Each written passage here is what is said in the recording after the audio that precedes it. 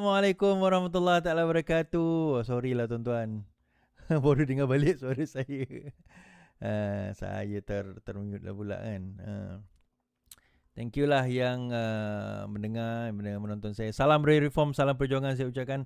Terima kasih juga yang menonton saya di TikTok, di YT, YouTube dan juga Facebook. Terima kasih yang sekarang ini pukul 1 pagi masih lagi bersama dengan saya. Thank you juga yang tap love. Tap love tuan-tuan. Okay, kejap. Alright, thank you. Siapa yang tak ada love, saya tap diri sendiri je lah.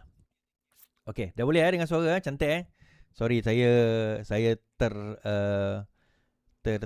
tertekan mute tadi. Okay. So sekarang ni saya tengah nak going with this.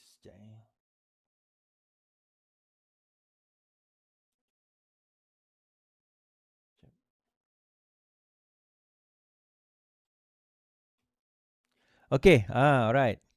Pergi kancah selayang ke tadi? Tak, saya tak pergi. Dah balik dah. Okay, salam Bro Is, salam band couple. Siapa dengar tunggu. Siapa yang dengar pembentangan RCI tadi tuan-tuan? Tuan-tuan dengar sampai habis tak? Atau at least pembentangan daripada Menteri Agama dengan Menteri Kewangan kedua lah. Tuan-tuan dengar tak tadi? So dalam pembentangan tersebut, agak-agak tuan-tuan rasa yakin ke ataupun tuan-tuan bukanlah yakin tu yakin lah kan. Tapi maksudnya adakah tuan-tuan convince bahawa adakah tuan-tuan rasa bahawa ada sakau berlaku di dalam tabung haji? Okay, MZD apa khabar? Alhamdulillah.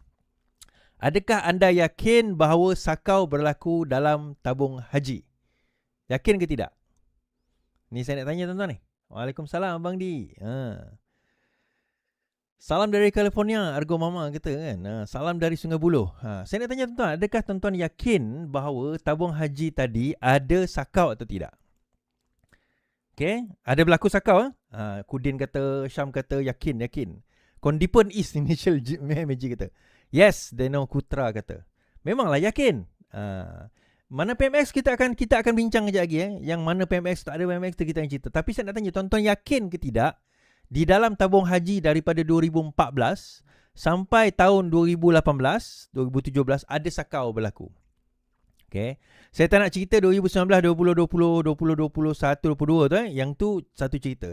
Tapi daripada 2014 ke 17 ada berlaku sakau. Setuju tak setuju? Ya atau tidak? Sure ke, ya ke? Setuju Memang ada Okay, setuju kan?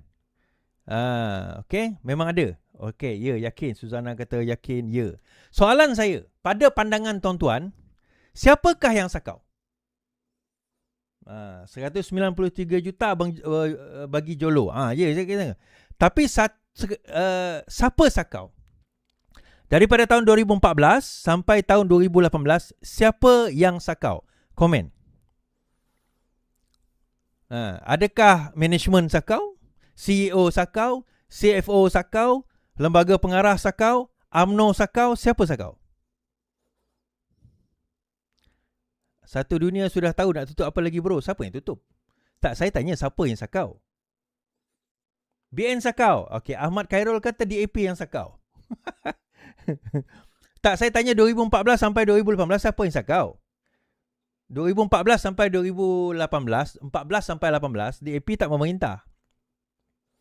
Siapa yang PM masa tu? Rahim tanya. Siapa? Tak jawablah siapa. Tak ada sakau. Ikram kata tak ada sakau. Semua ada sakau. Paul kata non-jobok sakau. 2014, 2018 non-jobok ada dalam mahkamah. Dalam penjara, Paul. Ke kau tak tahu apa yang berlaku? Tak, siapa yang sakau ni? Cepatlah, tulislah. Osmah ke Najib ke director ke siapa? Farhas 2018 tak muncul lagi, Paul. 2014 tu ni mesti orang UMNO ni ke Paul ni kan. Sebab dia tak nak tulis UMNO tu. UMNO sakau, lembaga hitam sakau. Ikram kata Farhas Anwar. Saya kata 2014 sampai 2018. Farhas Anwar dalam penjara. Farhas, saya tak kenal Farhas 2018. So tak ada kena-mengena dengan Farhas Anwar. Kerajaan masa tu. Siapa kerajaan masa tu? Najib, Aziz. Okay, kan siapa? Kan, nak kena rujuk balik kerajaan pada masa itu. Siapa kerajaan pada masa itu? Geng UMNO siapa? Tak, kenapa takut sangat korang nak tulis? Kenapa korang takut sangat nak tulis siapa yang sakau masa itu? Saya tanya soalan ni. Siapa Menteri Keuangan masa itu, Najib? Kan, UMNO. Kenapa korang takut? Yang geng saya tak apalah kan. Kenapa korang takut nak tulis siapa yang sakau pada masa itu?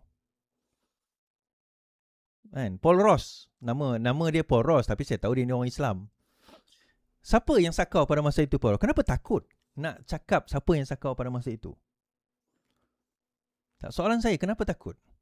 Sebab tuan-tuan, kita sekarang ni nak bermain dengan tabung haji, duit orang Islam tau.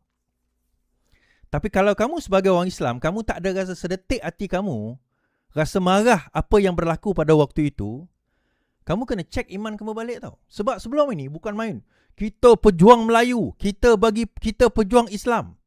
Tapi bila datang hal melibatkan dana orang Islam, dana tabung haji, saya tak dengar langsung daripada Akmal Saleh ke pejuang-pejuang Islam. Malah yang lagi teruk tuan-tuan, pembangkang PAS keluar dewan hari ini.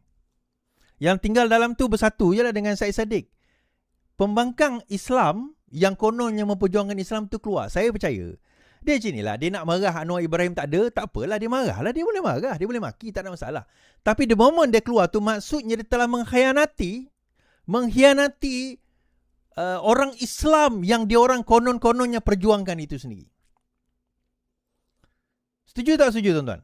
Sebab tuan-tuan, itulah masa dan ketika dan keadaan di mana dia boleh nak soal jawab dengan Menteri Keuangan. Walaupun Anwar tak ada, Menteri Keuangan kedua ada. Menteri Keuangan kedua ada. Kan? Sebab tuan-tuan, saya masa tu Razi Jidin ada dalam tu. Saya nampak perbahasan, perbincangan ataupun perbahasan lah, soal jawab di antara Razi Jidin dengan Menteri Keuangan kedua. Baguslah.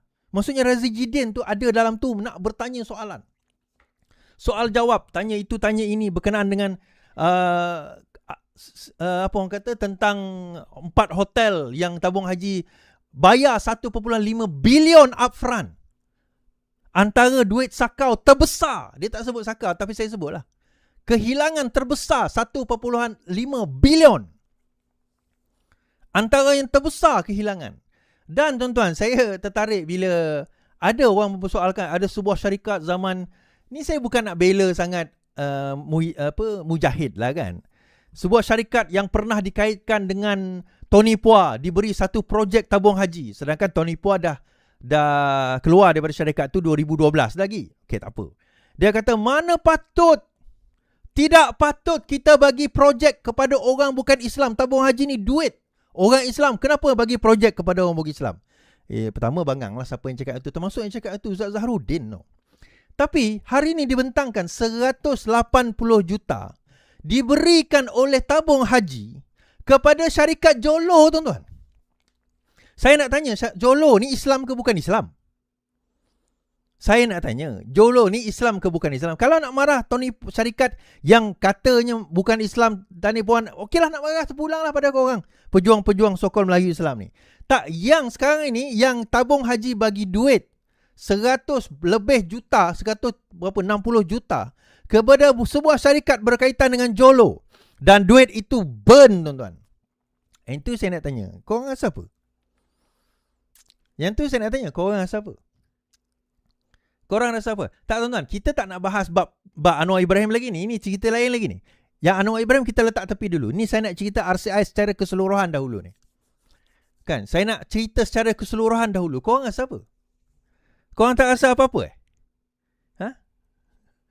Ustaz Zahrudin celaka. Janganlah Ayah Long, jangan cakap macam tu. Dia ustaz, dia tetap ustaz. Cuma kita nak bagi tahu macam ni lah. Tuan-tuan dok marah kan? Oh, tabung haji bagi projek kepada syarikat bukan Islam. Tuan-tuan tahu tak? 10 bilion sukuk yang digunakan untuk nak bail out tabung haji tu datang daripada duit siapa? Datang daripada duit zakat ke datang daripada duit pembayar cukai? Dan pembayar cukai tu, tuan-tuan, semua orang Islam ke ada campur orang bukan Islam? Saya nak tanya ni. Saya nak tanya. Ada campur orang bukan Islam ke? Tak, semua orang Islam yang bayar cukai yang pergi bail out 10 bilion tabung haji tu. Memanglah duit rakyat Zah. Tapi duit tu campurnya orang bukan Islam, Islam bukan Islam sekali ke ataupun orang Islam saja? Saya nak tanya soalan tu tuan-tuan. Sebab 10 bilion, sekarang lebih 10 bilion, 12 bilion sukuk itu, duit rakyat digunakan, termasuk orang Cina, orang India, orang Iban, orang Kadazan, orang Dusun, orang Kristian, orang Buddha, semua duit tu digunakan untuk bail out tabung haji tau. Tuan-tuan tahu tak? Semua Islam. Are you sure? Kan? Semua, tidak ada. Duit itu bercampur. Tidak ada. Bukan duit zakat tau yang digunakan untuk bail out tabung haji ni, bukan duit zakat. Duit cukai. Dan duit cukai itu bercampur. Termasuklah duit yang bukan Islam. Termasuklah duit cukai daripada yang haram halal, semua campur tuan-tuan. Siapa berani jamin saya benda tu tak berjaya diasingkan? Kan? Siapa? Siapa berani jamin yang duit untuk bail out tu? Sebab tuan-tuan tu saya kata, tidak ada duit zakat pun digunakan untuk bail out tabung haji. Tak. Sebab zakat milik negeri, bukan milik federal. Kan? Tak, point saya macam ni. Okay. Dalam pada kita marah Anwar Ibrahim tu, kejap lagi kita marah Anwar Ibrahim, okay? Sekejap lagi kita marah Anwar Ibrahim. Sekarang saya nak bagi tahu, tak, korang sebagai orang Islam ni, apa perasaan korang sebenarnya? Jiwa korang ni apa korang rasa? Ke korang masih lagi nak berpegang kepada politik UMNO, politik aku orang PAS, aku orang UMNO, therefore orang PAS, orang UMNO tak mungkin akan salah. Yang salah orang lain. Bukan parti politik PAS, bukan parti politik UMNO yang salah. PAS apa pula yang salah? Tuan-tuan tak ingat tak? Pada tahun 2018. Ni saya nak cerita ni. The reason saya buat live, antara sebab saya buat live 2019, sebab yang antara sebab kenapa saya buat live 2019. Kerana pada masa itu saya mendapati bagaimana Mujahid, Menteri Agama, ditembak kiri kanan oleh macai PAS, oleh macai Walaun PAS, oleh macai UMNO berkenaan dengan bail out tabung haji ni. Aset diambil oleh orang bukan Islam lah, orang bukan Islam yang telah merampas aset tersebut, aset tabung haji ni habis dan sebagainya. Pada masa itu, tuan-tuan ingat? Ada yang kata pada saya itu, kalau betul fitnah, dan akhirnya benda tu sekarang kita dapati fitnah. Fitnah, kalau betul fitnah, dia kata saman lah, Mujahid saman lah. Siapa yang percaya pada benda tu, percayalah tuan-tuan, maka dia itu adalah bodoh-bodoh dan mengang. Kerana Mujahid dah dapat saman, menang saman terhadap siapa? Kepada Dusuki. Kan? Ahmad Dusuki akur aset tabung haji tidak dijual kepada orang bukan Islam. Tuan-tuan Ahmad Dusuki akur bahawa aset tabung haji tidak dijual kepada orang bukan Islam. So siapa yang mengeluarkan kenyataan tersebut? Saman itu. Saman itu dibuat oleh Mujahid terhadap Dusuki. Kan, pada tahun 2023 keputusan, masa itu Ahmad Dusuki telah mengeluarkan satu ceramah. Ceramah dia besar tuan-tuan. Ramai orang share masa tu. Mujahid telah jual saham, telah jual aset tabung haji kepada orang bukan Islam. Mujahid telah mengkhianati aset orang Islam, telah menjual kepada orang bukan Islam. Okey, tuan-tuan ingat Ingat So akhirnya Ahmad Dusuki telah disaman dan siapa menang?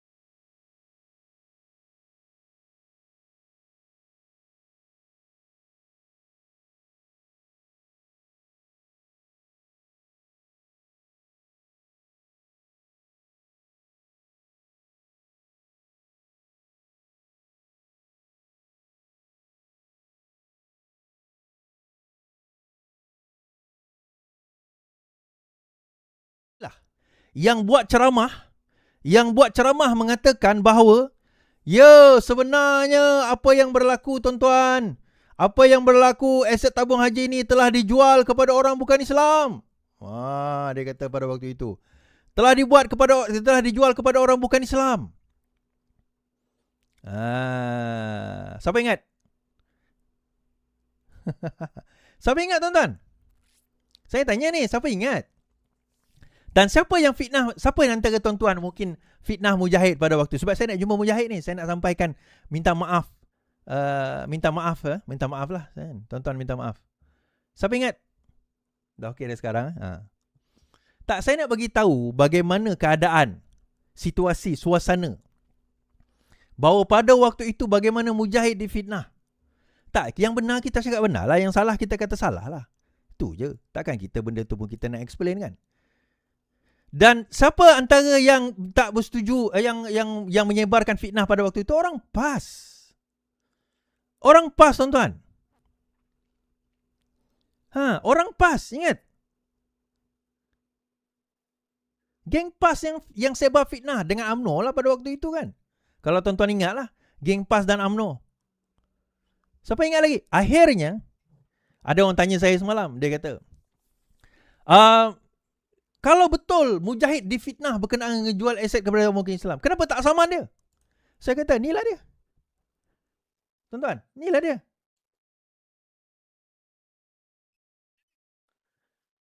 Fitnah tak? Dah saman belum? Dah saman kan? Dah saman kan? Dah saman kan? Dusuki dah jumpa Mujahid ke? Dah ni? Tak nampak ke ni? Dah nampak dah? Nampak tak?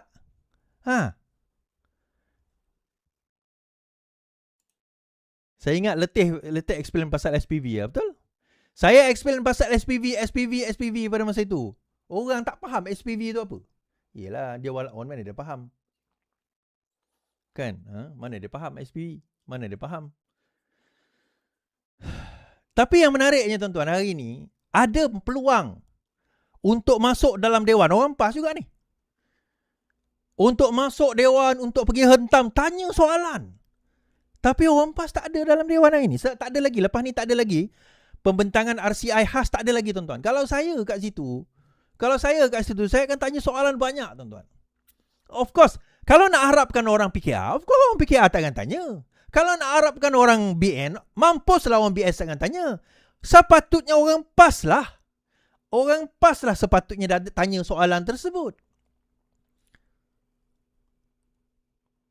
Kan? Marisel kata kerja night shift kat Shell Station, ikut sembang saudara supaya tak tidur. Bagus. Sepatutnya orang PAS lah yang paling wajib tanya. Sebab ini berkaitan dengan Islam. Ini berkaitan dengan duit orang Islam. Ini berkaitan dengan nak pergi haji. Kat mana orang PAS dalam perbahasan itu tuan-tuan? Nasib baik ada Syed Saddiq, ada Razi Jidin. Tapi yalah 2 orang, 3 orang je tanya soalan. Kalau katalah masa itu ada berpuluh lagi di Parlimen PAS kat situ, mungkin banyak lagi soalan yang mungkin yang terlepas, yang tak cukup ditanya. Boleh ditanyakan kepada menteri. Kepada menteri keuangan, contoh, kepada menteri agama berkenaan dengan tabung haji. Tapi kenapa tak berani? Kenapa tak berani tanya? Sebab pada masa ini PAS bercium mulut dengan UMNO. Itu je. Kan? Kononnya tak ada Perdana Menteri. Saya setujulah Syed Saddiq kata tadi. Hanya kerana seorang ahli parlimen tak hadir kerana dia masuk hospital, takkanlah kita 221 orang ni kena keluar juga daripada dewan hanya kerana seorang tak hadir. Kita kena tanya, kita kena bahaskanlah. Dah ditetapkan bahaslah. Dah ditetapkan bahas. Kenapa nak takut nak bahas? Itu soalan kita. Speaker kena tangguh. Speaker kalau dia nak tangguh terpulang kepada dia. Okay. Now, membawa saya kepada poin Anwar kena ada kat situ. Tetapi adakah ketiadaan Anwar Ibrahim kat situ mencacatkan? Tak juga. Tetapi Anwar Ibrahim kena ada kat situ. Tuan-tuan, Datuk Seri Anwar Ibrahim, yalah dia macam, saya tak tahulah kan. Bagi saya, sebab dia dapat apa yang saya baca tu dipanggil elective hernia tu.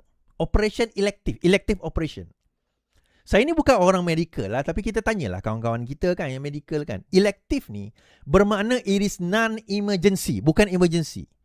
Dia bukanlah tiba-tiba semalam Dato' Seri Anwar Ibrahim, dia punya usus meletup, kena buat emergency. Contoh, ni contoh, bukan saya nak, tapi contoh.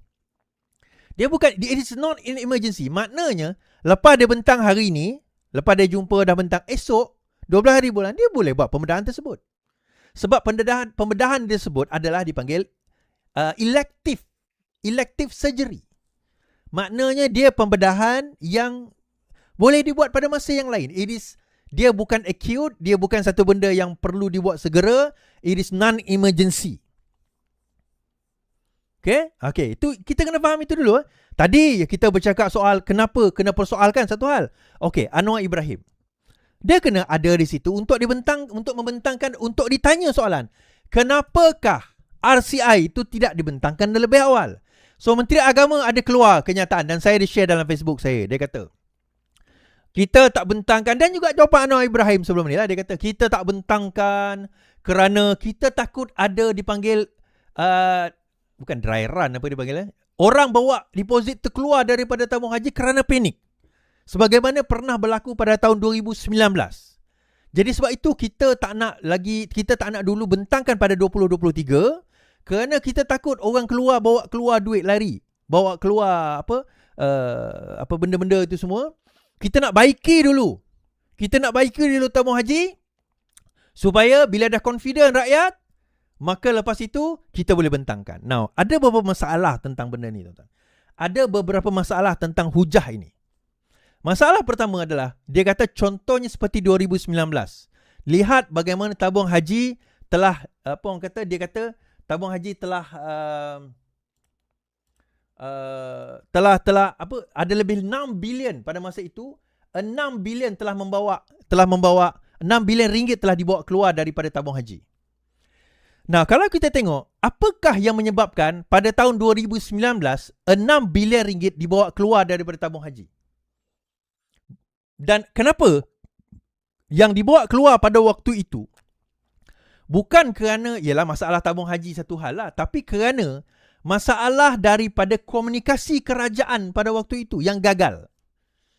Antara sebab kenapa saya pada waktu itu nak decide stay pada tahun 2022, stay bantu Anwar Ibrahim nak bagi penerangan macam ni kepada rakyat. Sebab saya nampak pada waktu itu 2019 kegagalan kerajaan Pakatan Harapan menerangkan tentang isu ini sehingga kan naratif PAS dan UMNO bahawa tabung haji dah dijual kepada orang bukan Islam, tabung haji dah runtuh oleh Pakatan Harapan kurang daripada 6 bulan, tabung haji ini telah disonglak oleh Pakatan Harapan. Naratif itu berjaya. Dan tuan-tuan kena ingat, disebabkan pada tahun 2016, 17, 14, 15, 16, 17, dividen tabung haji sampai 8%. Pada masa itu, ramai orang yang kaya-kaya, yang jenis banyak duit ni, pensioners ke, orang kaya ke, dia orang letak duit dalam tabung haji kerana pulangan 8%, tuan-tuan. Kalau letak FD baru 3%, fixed deposit. Kalau letak tabung haji 8%. Tuan-tuan percayalah, ada lebih kurang 5% pendeposit tabung haji memegang 70% dana tabung haji itu. Maksudnya bilion dolar dana tabung haji itu milikkan hanya 5% saja. Yang ni adalah super rich yang nampak dividen itu pada masa itu tinggi pada tahun 2014, 15, 16, 17. Tiba-tiba masuk 2018, masa tu dividen berapa? 6 ke 8%, 6, 7, 8%. Jadi tinggilah. KWSP pun bagi 5% je. Tiba-tiba tabung haji bagi 8%. Semua berebut-rebut masuk dalam tabung haji.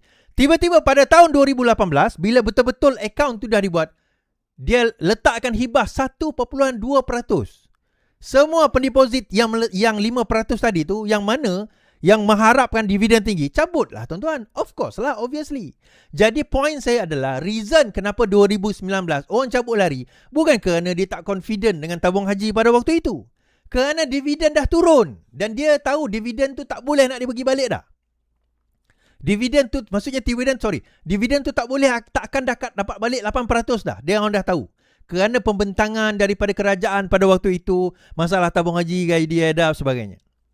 Jadi 2019 tak boleh dia jadikan alasan kenapa RCI tidak boleh dibentangkan, kerana kononnya takut Kalau 2023 RCI dibentangkan, orang bawa duit lagi. Duit yang mana letak 5% yang letak duit kerana nak harap dividen tu dah cabut dah 2019.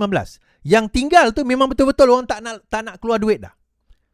Maknanya poin saya adalah hujah bahawa duit takut bawa lari 2023 kalau didedahkan itu tak betul. Saya bawa hujah kedua. Hujah kedua saya adalah berkenaan apa, tuan-tuan? Dia dibentangkan betul-betul 3 hari sebelum PRN Negeri Sembilan. Convenient, Convenient tak? 3 hari sebelum PRN Negeri Sembilan, tiba-tiba, boleh dibentangkan pula. Tuan-tuan, pelik kan, tuan? Boleh pula nak dibentangkan 3 hari sebelum PRN Negeri Sembilan. Dan dalam kempen di Ampangan, didedahkan Anwar Ibrahim mengatakan bahawa bilion-bilion telah disakau daripada tabung haji. Bilion-bilion telah disakau daripada tabung haji pada waktu itu. So bagaimana, tuan-tuan? Nampak bahawa alasan untuk nak menunda itu sebenarnya bukan sebab tabung haji itu takut orang bawa lari duit. Sebab 2019 tak ada orang bawa lari duit tu bukan sebab dia dapati tabung haji ni ada masalah. Bukan. Sebab pada masa itu dividen turun. So mana orang kaya yang memang letak duit untuk dapat 8% tahun sebelumnya itu, dia orang cabut. Dia orang cabut lari. Jadi 2023 itu bukan alasan sepatutnya. Sepatutnya dibentangkan. Dan buktinya adalah kalau dia kata kita bentangkan. Sekarang ini berapa ramai yang ditangkap, tuan-tuan? Bayangkan 2023 ni dah masuk 2026, 3 tahun. 3 tahun dia peram. Dan kalau betul ada pada masa itu 2023 kita dah meneliti dan sebagainya, mesti 2023 dah ada orang kena tangkap. Kenapa 2023 tak ada orang kena tangkap? Saya tanya soalan, kenapa 2023 tak ada pun cerita UMNO ke, cerita Aziz ke, cerita apa orang kata Najib ke, cerita Menteri Agama ke, tak keluar pada masa itu. Kenapa? Jadi saya berhujah bahawa sebenarnya hakikatnya 2023 tu bukan kerana takut pendeposit lari, bukan. 2019 pendeposit tu lari kerana dividen dah turun daripada 8% kepada 1%. Normal lah kalau tuan-tuan main saham. Hari ni saham tu naik 8%. Esok tiba-tiba turun. Jual lah saham tu, normal lah. Betul tak? Jadi pada tahun 2023 bila nak menggunakan hujah takut pendeposit lari, apa jaminan macam saya kata itu 2026 pendeposit takkan lari? Oh, kita telah berjaya membaiki. Apa yang dibaikinya? Tak baiki apa, tuan-tuan? Sebab kita bentangkan bahawa sukuk, untuk menyelamatkan tabung haji, urusan jemaah Senian Barat, UJSB diwujudkan oleh tabung haji. Pada masa itu satu sukuk telah diwujudkan bernilai 12 bilion something untuk membeli aset-aset tabung haji. Tapi aset-aset itu diletakkan di bawah Kementerian Kewangan dan diterbitkan sukuk atau bond. Dan bond itu sepatutnya matang bila, tuan-tuan? Mei 2026 tahun ini. Mei bila? Yang lepas lah. Ni dah bulan Ogos. Mei patut dah matang dah. Dah kena bayar. Kerajaan bayar tak, tuan-tuan? Tak, kerajaan tak bayar. Kerajaan hanya bayar 900 juta. Itu pun bukan tunai, dalam bentuk aset. So balance dia buat apa is? Balance 11 something billion, 11.5 billion. Kerajaan terbitkan sukuk kedua. Sukuk kedua diterbitkan dan akan dibayar 10 tahun lagi, iaitu pada tahun 2036. So kalau kata, telah berjaya kerajaan ini menyelamatkan tabung haji, betul ke? Sebab aset-aset dan dana yang bermasalah dalam tabung haji yang di bail out oleh kerajaan tahun 2018, sekarang ini masih lagi bersama dengan kerajaan tau. Kerajaan terbitkan sukuk lagi. I'm not saying it is as bad as tahun 2014, 15, 16, 17. Tetapi adakah dia benar-benar telah improve? Point saya begini, tuan-tuan. Ya, dia improve better. Tapi adakah telah selesai masalah? No. Masalah ni terlalu dalam. Dia kata ada Menteri Agama katalah, kalau sekiranya ditarik balik, kalau semua keluar tarik deposit, pada masa itu kerajaan kena tanggung lebih kurang 70 bilion. Saya kata 6 bilion tu lebih kurang 6-7 bilion itu. Itu adalah duit yang orang memang nak ambil untung atas tabung haji je. Sebab yalah macam saya kata lah, dividen tinggi kan masa tu kan, 8%, 7%. Tapi bila dividen dah turun 1%, dia orang semua cabut lah. So yang tu dah habis dah pergi dah. So tinggal ini yang betul-betul nak pergi haji. Macam tuan-tuan, macam saya yang memang kita letak tu atas harapan kita nak pergi haji. Betul? So sekarang ini kenapa lambat? Tu soalan kita. Dua benda berlaku. Pertama, lambat dibentangkan. Yang kedua, tiba-tiba nak bentang Datuk Seri Anwar Ibrahim tak ada. Tiba-tiba dia option untuk nak elektif untuk nak bedah. Elektif nak bedah betul-betul sehari sebelum nak bentang. Tunggulah habis bentang, betul bedah lah. Boleh ke Is? Lah tuan-tuan bacalah nama pembedahan tu elektif. Dia bukan it is non-emergency. Non-emergency. Contoh lah tuan-tuan. Doktor kata dalam perut, contoh lah tulang belakang saya ni S. Ni contoh saya tak ada lah. Tapi contoh. S. So tanya doktor macam mana? Scoliosis lah, saya ada scoliosis. So tanya doktor macam mana? Kalau nak bedah pun boleh. Tapi kalau tak bedah tak apa selagi dia tak ganggu organ. Tapi kalau nak bedah nak luruskan boleh. Ya ke? Bila lah. Itu dipanggil elektif. So maksudnya esok saya boleh buat, minggu depan saya boleh buat, bulan depan saya boleh buat, tahun depan pun saya boleh buat. Okeylah, mungkin takut dia berbahaya. Tak apalah, tunggulah selepas 11 hari bulan. Kenapa tuan-tuan? Sebab saya berpandangan lah. Anwar Ibrahim takut untuk menjawab soalan yang berbisa. Kalau ditanyakan oleh ahli parlimen sendiri tu. Yang macam Roziah ke, macam Wong Chen tak ada dah, macam Lee Jin Chong ke, macam Bahtiar ke, tanya soalan yang akhirnya nak tak nak Datuk Seri Anwar Ibrahim kena sebut nama UMNO, kena sebut nama pimpinan UMNO. Saya beranggapan sedemikian lah. So maksudnya masih lagi nak membela UMNO lah ni, lebih kurang lah. Sebab sekarang ni it's all political tuan-tuan. Tindakan sekarang ni it's all political. Dia dah jadi political lah. It's all political. Kenapa saya kata political? Yelah, kerana lawan dengan UMNO dekat Negeri Sembilan, dia orang dah dapat dapatan. Actually Anwar Ibrahim dah dibentangkan dapatan akan kalah Negeri Sembilan. So 3 hari terakhir sebelum PRN Negeri Sembilan, dia keluar ke RCI. It is never been about, kita nak pastikan keyakinan rakyat tak bawa lari. Bukan. It's always about bila aku nak guna peluru ni. Ni masa dia. Dan aku taklah guna peluru ni kerana sekarang masa sebelum itu UMNO kawan dengan Pakatan Harapan, kawan dengan DAP, kawan dengan PKR. Okay, since kita kawan, maka tak boleh lah. Tak boleh lah lawan kan. Tak boleh lah bentangkan.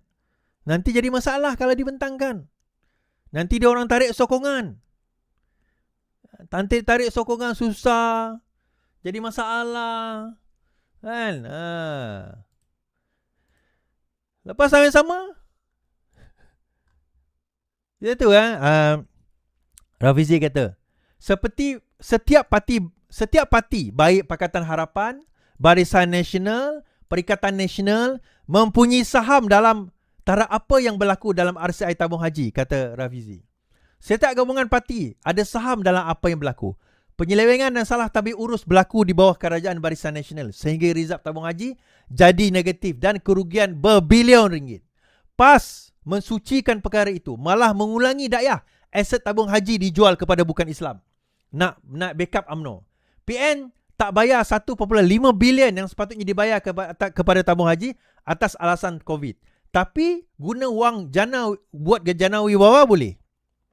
Sukuk tu sepatutnya dia kena bayar. 1.5 bilion kena bayar kepada tabung haji. Tapi tak buat. Kerana dia kata COVID. Tapi dia buat wajana wibawa boleh. PH pula peram laporan tabung haji selama 3 tahun untuk jaga hati UMNO. Hanya buat bila saya cuit untuk tunjukkan kompromi politik yang telah dibuat. Semua ada saham masing-masing tuan-tuan. Semua ada saham masing-masing. Semua ada. Kan? Jadi kalau nak cerita ni sebenarnya itulah. Bila bermain politik banyak sangat, aset tabung haji orang Islam ni dimainkan begitu saja. Dimainkan begitu saja tuan-tuan. Dan tabung haji kalau benar-benar nak buat bukan sekarang 2023, dia boleh saman sivil tau. Tabung haji dah boleh saman sivil terhadap Aziz Rahim, terhadap UMNO tak boleh, terhadap Najib mungkin, terhadap syarikat-syarikat. Bayangkan tuan-tuan, pembentangan Menteri Keuangan kedua tadi, dia kata dia ada tabung haji ada usaha sama hotel di Mekah, Madinah. Ada 4 hotel. Tabung haji bayar upfront 1.5 bilion ringgit. Bayar upfront ni. Belum lagi program, belum apa berlaku. Dia dah bayar upfront pada orang Arab tu 1.5 bilion ringgit. Last dan 1.5 bilion ringgit tu atas promissory note. Nota janji je. Bukan kontrak, bukan apa. Bila hotel tersebut tak boleh nak cater dan tak boleh nak cater pun permintaan tabung haji, kononnya ialah sepatutnya yang mana mengikut tabung haji masuklah hotel tersebut sebagainya kan. Bila tak boleh nak cater dan ada masalah lain, syarikat itu tutup, dia tak boleh bayar balik 1.5 bilion. Habis macam tu je tuan-tuan. Duit siapa tu? Duit siapa tu tuan-tuan? Duit tuan-tuan lah. Duit saya lah. Duit kita semua lah. Duit orang Islam. Ni mana orang Islam kat sini? Oh, yang nonton saya ni okey. Yang kat luar. So, ini permainan-permainan politik kita kata. Kan? Permainan-permainan politik yang membawa kepada poin saya nak bawa berkenaan dengan akhirnya ialah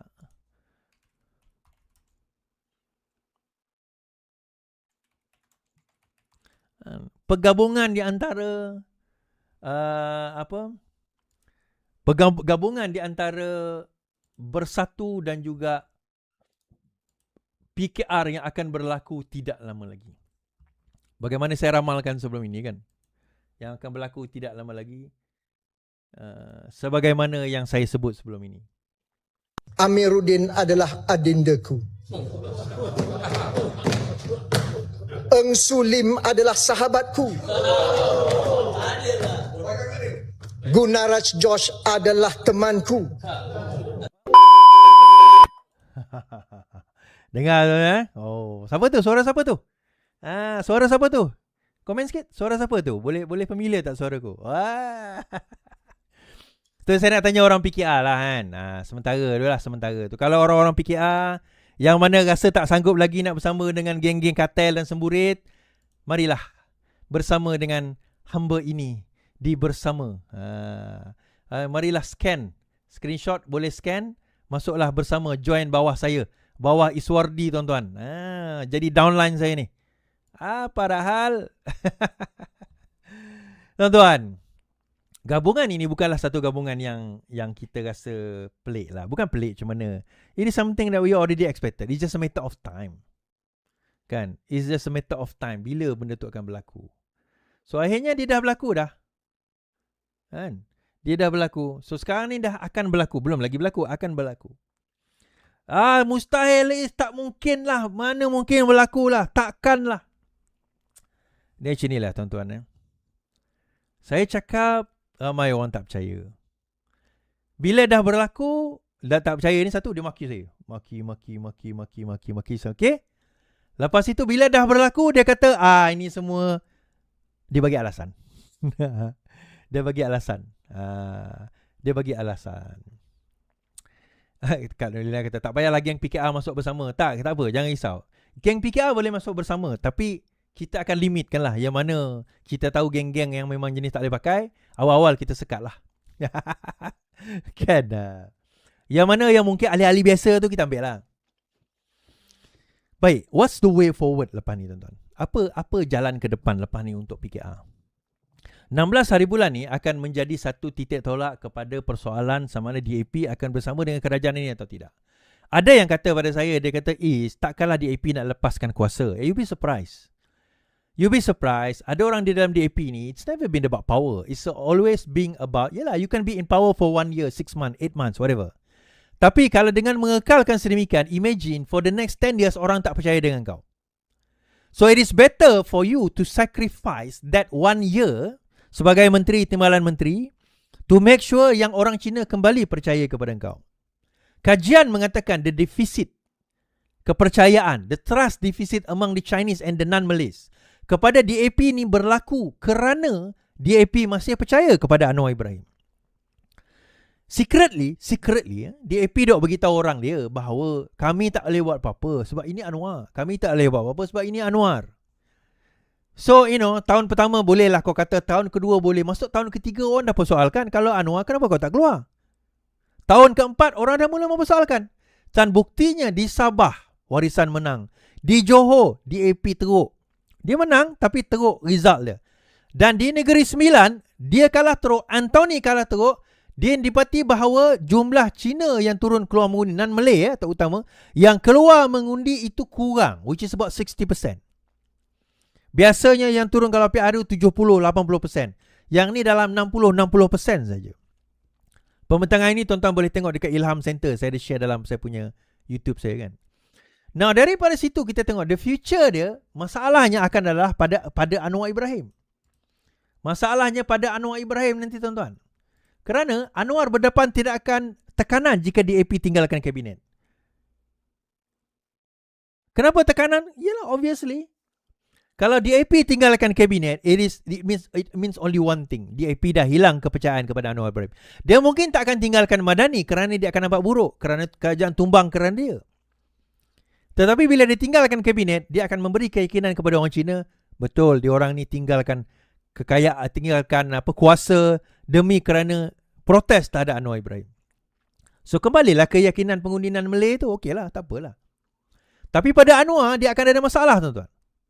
Masalahnya apa? Masalah adalah untuk nak menghadapi keadaan masa hadapan dia nak bergabung dengan siapa. Sebab itu saya tahu PKR sekarang berunding dengan Bersatu. PKR juga berunding dengan PAS. PKR juga berunding dengan UMNO Barisan Nasional. Di Melaka ini, BN ada berbincang dengan PKR.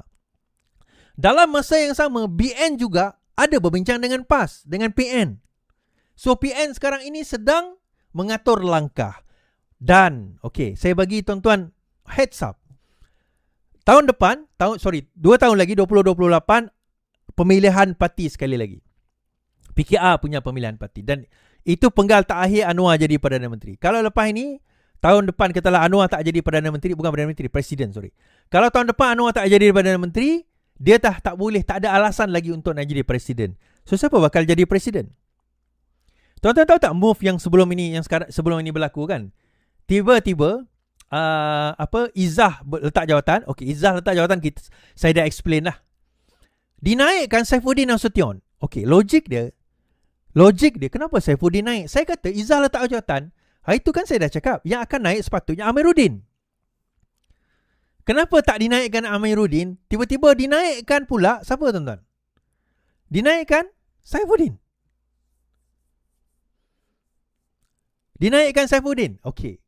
Again, PKR dah ada 2 camp sekarang.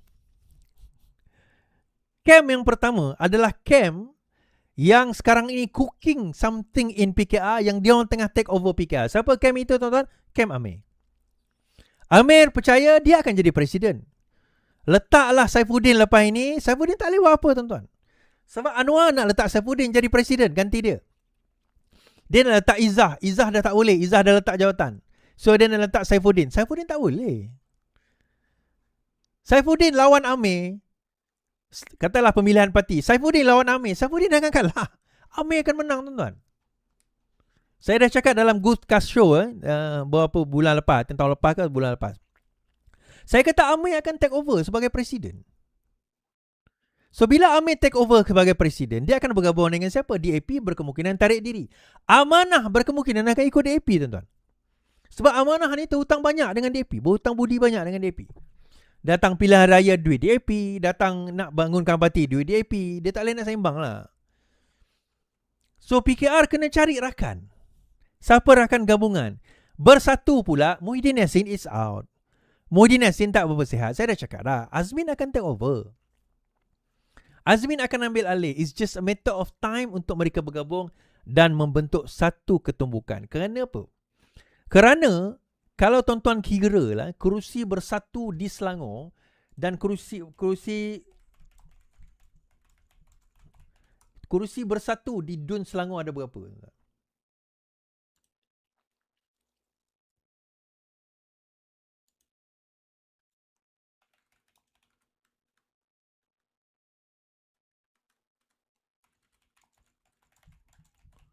Kerusi Parti Bersatu di Dun Selangor ada berapa? Campur dengan kerusi PKR, Kan, dia campur dengan kursi PKR, masih lagi cukup kuat untuk membentuk kerajaan. Kalau kita tengok 1, 2, 3, 4, 5, 6, 7, 8, 9, 10, 11 kursi. Daripada 56 lebih. 11 kursi. Kalau dicampur dengan kursi PKR, katalah DAP tak masuk, berkemungkinan masuk pilihan raya, saya percaya PRN akan dibubarkan serentak dengan PRU. Saya percaya. I believe PRN Negeri Selangor akan berlaku serentak dengan PRU. Dan saya percaya juga pada masa itu, kalaupun bersatu dengan PKR tidak bergabung, maksudnya political pact, gabungan pakatan whatever lah, mereka akan ada political pact macam BNPN sekarang ni. Sebab apa? Mereka nak kena menang Negeri Selangor dahulu. Menang Negeri Selangor.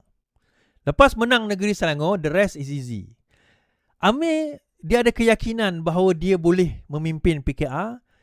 Dengan ada Azmin kat situ, dia ada keyakinan bahawa Azmin dan Amir kalau bergabung, mereka boleh memimpin parti tersebut dengan jayanya. To be honest lah tuan-tuan. To be honest lah, saya nak bagi tahu lah. Amir dengan Amir dan Azmin, memang mereka ada kekuatan. They have the financial strength. Mereka ada kekuatan keuangan. Mereka juga ada kekuatan jentera. Walaupun mungkin taklah sekuat PAS ke UMNO Barisan, tapi mereka ada kekuatan. Lebih baiklah daripada contohnya Amanah kan. That will happen. So, tuan-tuan kena ingat tarikh ini. Pemilihan parti PKR 2028. Kalau pembedahan ini ada komplikasi, mungkin Anwar menggunakan alasan ini untuk letak jawatan awal tu. Mungkin lepas PRU, PRN, dia nampak dia tak boleh menang, dia tak boleh jadi Perdana Menteri, mungkin dia akan mengumumkan dengan ini, saya akan bersara daripada politik di atas faktor kesihatan dan saya menyerahkan kepada mungkin Saifuddin dululah sebagai pemangku presiden kan. Lepas tu datang pemilihan parti nanti, can that happen? Tak tuan-tuan. I've said things yang orang kata impossible. Saya pernah cakap kerajaan akan tumbang, Muhyiddin akan tumbang, naik Ismail Sabri, Sekretari Ismail Sabri akan tumbang. Saya pernah kata macam ni, banyak benda. Dan banyak orang kata it's ridiculous. Mengarutlah kau. Bomoh Sarawak ni mengarutlah. You know what happened? Ya, kata bukan kita ni bomoh Sarawak tuan-tuan, tapi kita tahu apa yang berlaku kat dalam yang korang tak tahu. Kita tahu apa yang ada dekat ground yang korang tak tahu. Saya ada maklumat-maklumat yang korang tak tahu. Dan apa yang saya cerita ni pun bukanlah 100% saya boleh cerita. Ada banyak yang saya cerita 20-30% je. Ada yang saya tak cerita lagi. Apa yang berlaku dekat Izzah sekarang. Kan? Kenapa Saifuddin naik? Apa yang berlaku perbincangan di antara geng ulama. Samsuri sekarang akan ke mana? Wawasan akan jadi apa? Tuan-tuan, Perikatan Nasional, siapa yang akan jadi Perdana Menteri kalau dia menang? Perikatan Nasional, siapa akan jadi Perdana Menteri? Azim. Yang akan jadi Perdana Menteri adalah Hamzah Zainuddin. Perikatan Nasional daripada PAS telah meletakkan Hamzah bakal jadi Perdana Menteri. Macam mana dia kursi tak banyak? Alah, PKR pun kursi tak banyak. Terpulang sebab mereka pakatan, Perikatan Nasional. So, Perikatan Nasional terpulang pada dia lah. Dia tak ada masalah sebab dia sebagai satu logo Perikatan Nasional. Kan? So, adakah DAP akan bergabung dengan Bersama? Tak, Bersama tak akan terima lah. Dan DAP pun tak akan nak gabung dengan Bersamanya. Takkan berlaku sedemikian. Baik, tuan-tuan. So, sementara masih malam, masih muda ni, apa lagi? Joinlah Bersama. Okey, itu saja daripada saya. Sekian, selamat malam. Selamat beristirahat yang penting. Bersama akan tetap lawan. Salam.